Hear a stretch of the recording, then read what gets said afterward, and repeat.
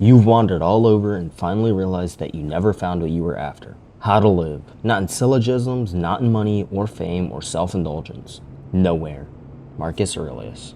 It seems that every time you hop on Instagram, you're bombarded with a million pictures of people going on dream vacations or having destination weddings to secluded islands, or even the archives of some 20-something backpacking through Europe. Everything is telling you that your search for meaning can only be concluded in one place, wherever isn't right here, right now. You will feel incomplete until you've seen every landmark in every country that isn't on the continent you were born on. Not only does this mindset blind you from the beauty surrounding you at this moment, it blinds you from being fulfilled by the small things in life. A warm cup of coffee, a long phone call with an old friend, 10 minutes to just sit down and melt into the couch after a long day. None of it means anything unless you're working towards that next 5-figure trip, even if it's leaving you in financial ruin and emotionally exhausted. This mindset is leaving thousands of young people distraught and yearning for an escape. It's completely understandable to feel the need to escape, especially when you take everything as a personal attack and the media has bombarded your feed with doom and gloom, death and destruction, when you feel the world is going to end every other day. Sadly, the escape you're craving so badly won't do anything to help you, because you're still going to carry around the guilt, fear, and anxiety that's in your head wherever you go. Think about rock stars. If travel worked to get rid of stress, anxiety, pressures, and was a valid coping mechanism, they'd be the happiest people on earth. Unfortunately, it's the exact opposite. The trope for most is a group of guys abusing sex, drugs, and alcohol to numb their pain and avoid the issues they haven't dealt with yet. It's only after years or decades of this hedonistic lifestyle tearing their body down constantly that most of these rock stars come to the realization when the damage is done and they're sadly beyond the midpoint of their reduced lifespan. There is, however, a better way to live your life, where travel is a joyous occasion,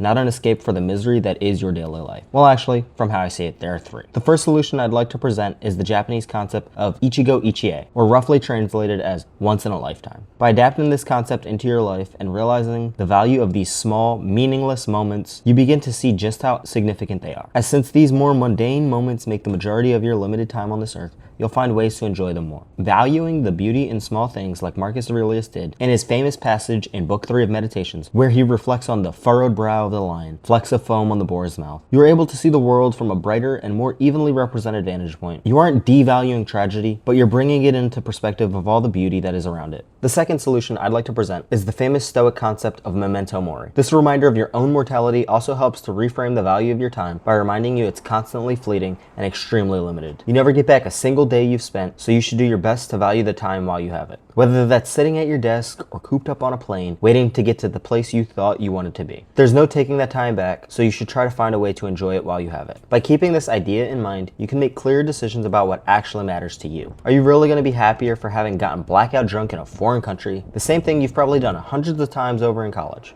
Did the setting really change the base actions all that much? The final solution I'd like to present today is the culmination of these two ideas. Simply living in the present moment. You're never going to get it back, so why spend it longing for a future endeavor or obsessing on past experiences, especially when you can make this moment special if you truly tried. As Seneca wrote to his friend in a letter, "Do you suppose that you alone have had this experience? Are you surprised as if it were a novelty, that after such long travel and so many changes of scene, you have not been able to shake off the gloom and heaviness of your mind? You need a change of soul rather than a change of climate."